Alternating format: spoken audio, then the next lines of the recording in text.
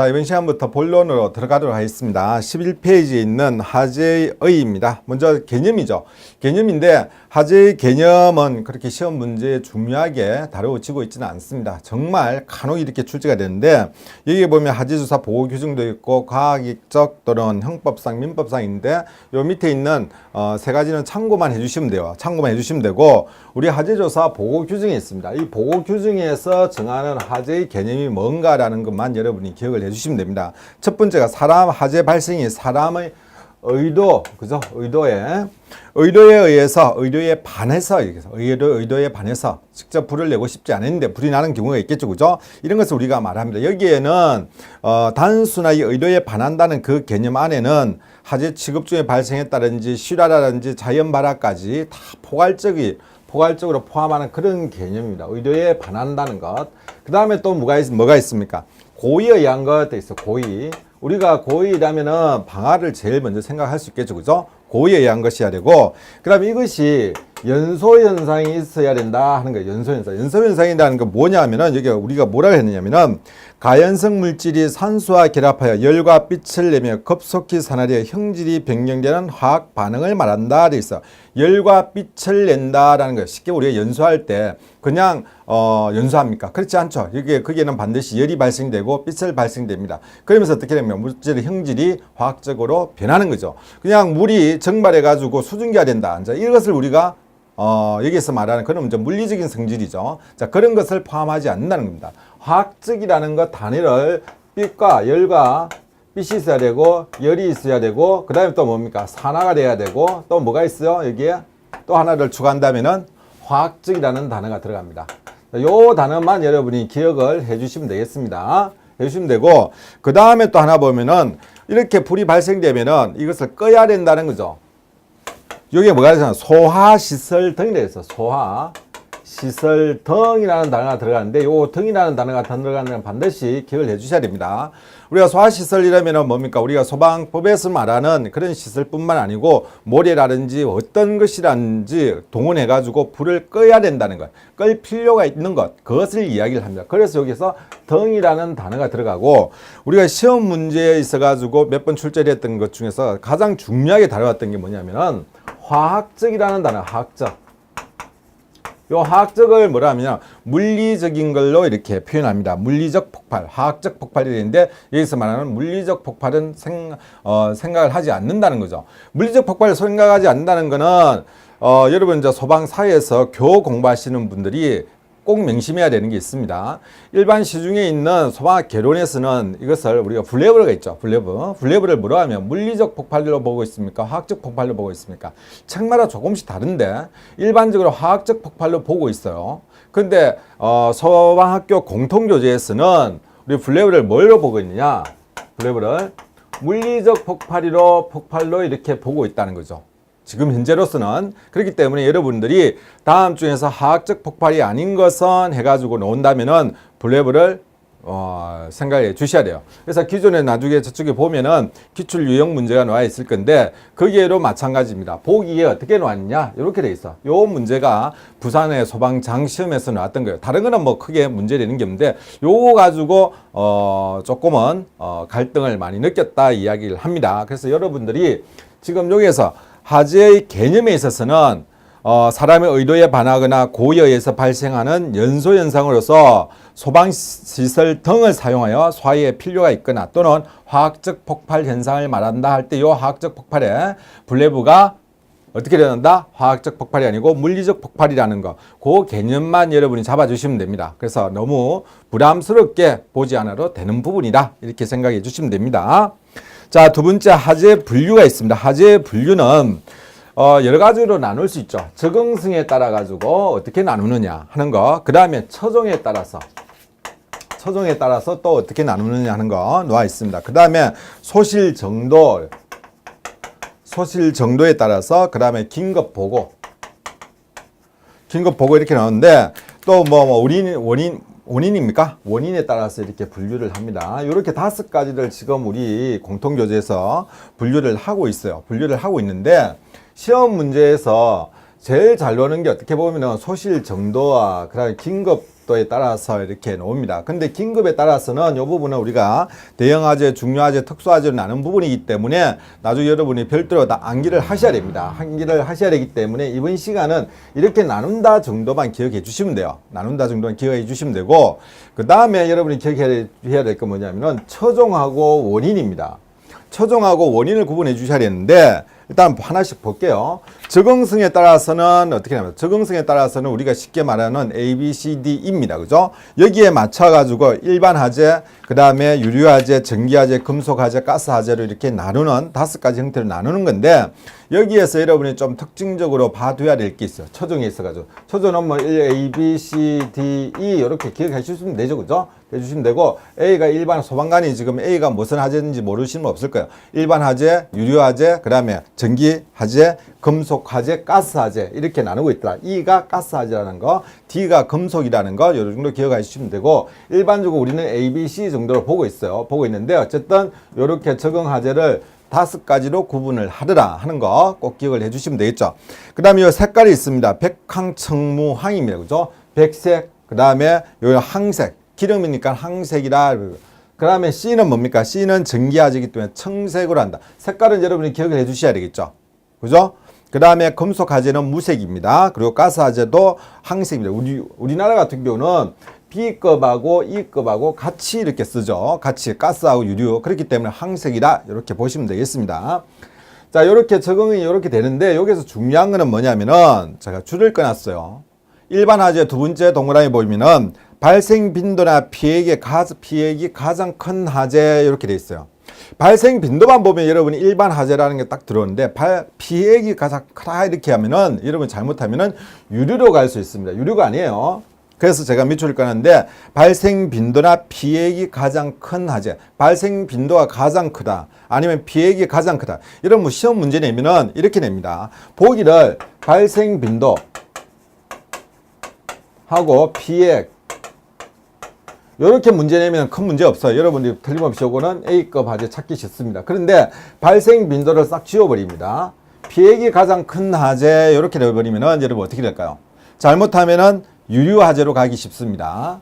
이렇게 냈을 때로 어쨌든 이게 일반 화재에 속한다는 거 기억을 해주시면 되겠죠, 그죠? 이거 꼭 기억해 주십시오.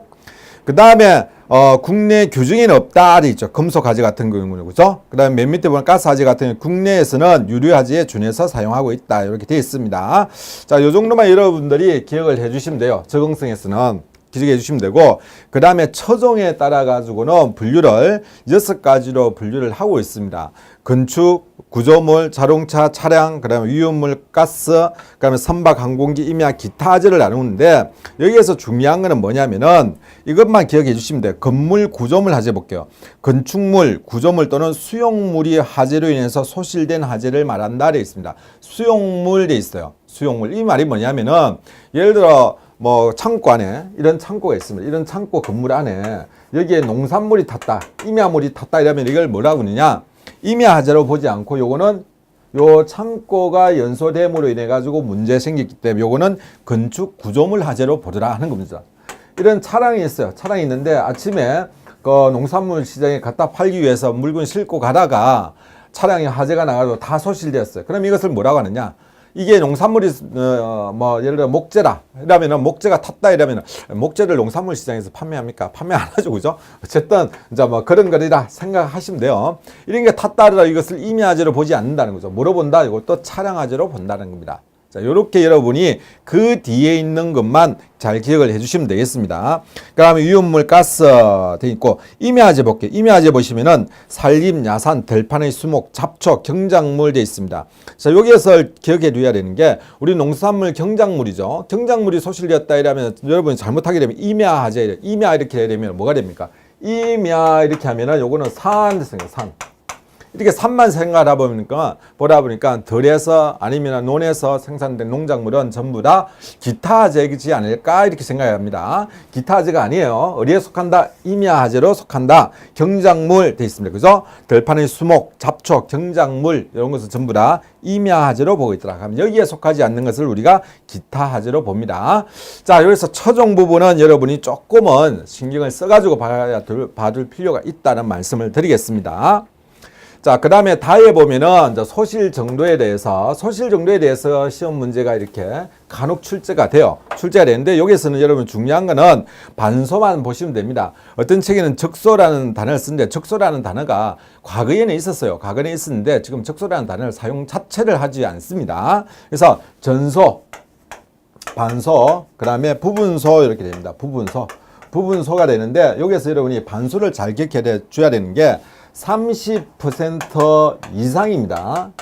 이상이고 70% 미만이에요. 요것을 기억해 주시면 요 밑에 속하는 건 어떻게 되면 부분소가 되는 거고 여기에 속하는 요 이상에 속하는 건 뭡니까? 전소가 된다는 겁니다. 그래서 30% 이상 70% 미만이라는 거 요것을 여러분들이 꼭 기억을 해 두셔야지만이 전소 부분소를 구분을 할 수가 있어요. 요거 반소 꼭 기억해 주십시오. 시험 문제는 오면은 반소가 잘 물어봅니다. 기억해 주시고 그 다음에 또 뭐냐면은 위에 보시면은 건물의 70% 이상 돼 있죠. 그죠? 이상인데 여기는 입체 면적을 말한다. 비율을 말한다 되어 있어요. 입체 면적. 그러면 70% 입체 면적이라는 게 뭔지 아시죠? 그죠? 근데 바닥 면적이라 연면적이라 이 개념이 아니에요. 입체 면적 비율을 가지고 이야기한다는 거. 꼭 기억을 해 주시면 되겠죠. 그죠? 여기에서 30% 70% 이 개념 전체가 뭐라는 거죠? 입체 면적을 이야기를 하는 겁니다. 그 다음에 밑에 줄을 보면은 소실되었다 하더라도 그 미만이라도 되어 있어요. 만약에 20%가 소실되었어요. 20% 소실되는 20% 자체로서는 뭐냐면 부분소에 속합니다. 근데 TV가 20% 소실됐는데 이것을 사용할 수 없다. 수리를 한다 하더라도 사용을 못하는 상황이 발생될 수가 있어요.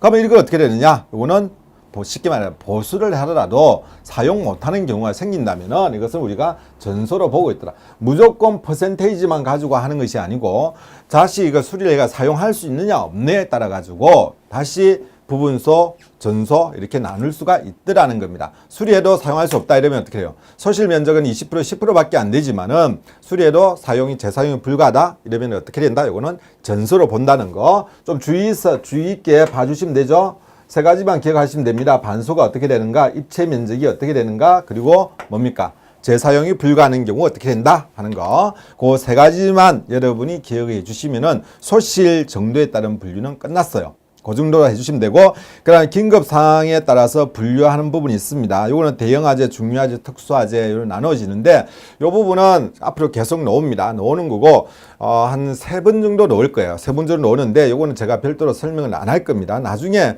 시간이 있으면은 한 번 정도, 어딥니까? 저쪽, 뭡니까? 갑자기 말문이 막히네요. 그죠? 그거 뭐라고 그래요, 이게? 갑자기 말이 딱 막혀버린다. 자꾸 저해가 될 거 아닌데, 뒤에 한번 놓습니다. 놓으면은, 그때 제가 외우는 방법을 말씀을 드릴게요. 이것도 그냥 여러분 외워가지고는 잘 안 외워져요. 그렇기 때문에, 그때 놓을 때 제가 한번 이야기를 해드리면은 그때 여러분이 외우시면 됩니다. 이번 시간에는 요런 것이 있다. 긴급 상황 보고에 따라서 대형화재, 중요화재, 특수화재로 나누고 있더라 하는 그 정도만 기억하시고 여기에서 하나 외우고 가야 되겠다. 앞으로 놓으면은 한꺼번에 외우기 그러니까 외우고 가야 되겠다. 이러면은 하나만 외워 두십시오. 대형화재가 있습니다. 대형화재.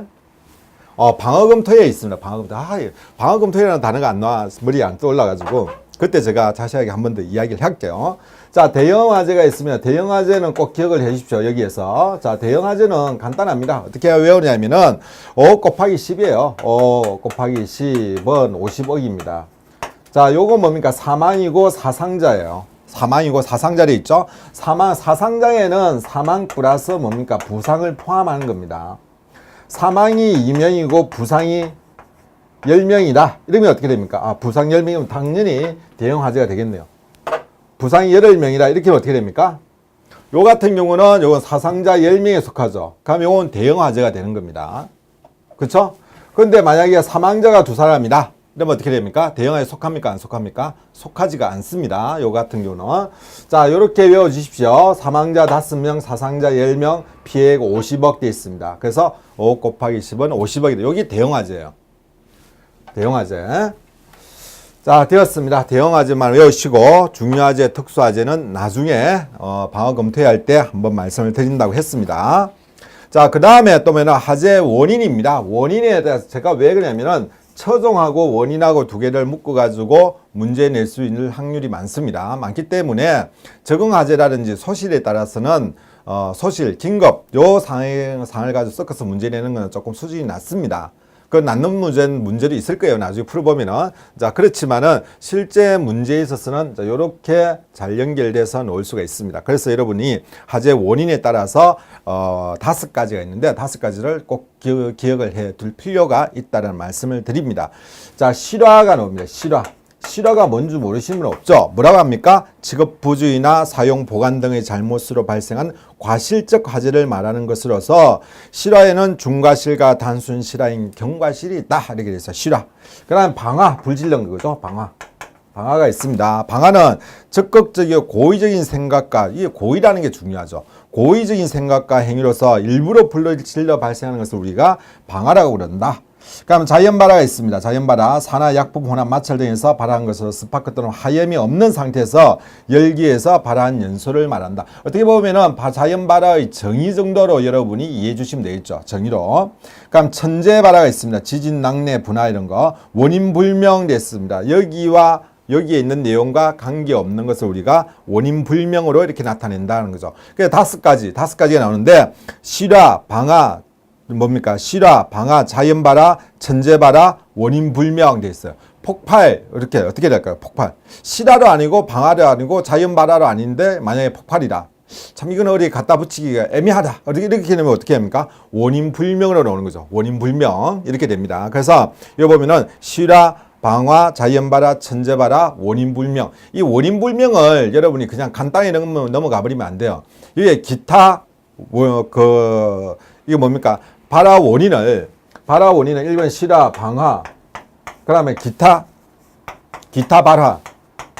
이렇게 내면 된다, 안 된다? 안 된다는 거죠. 보기가. 기타 발화가 아니고, 이거는 원인 불명으로 이렇게 해줘야 돼요. 원인 불명.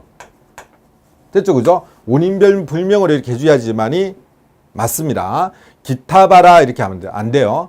자, 시험 문제 보기 중에 이렇게 넣으면은, 유치하라 이렇게 이야기해요. 유치한데 여러분 틀립니다. 유치하게 시험 참 잘 내요.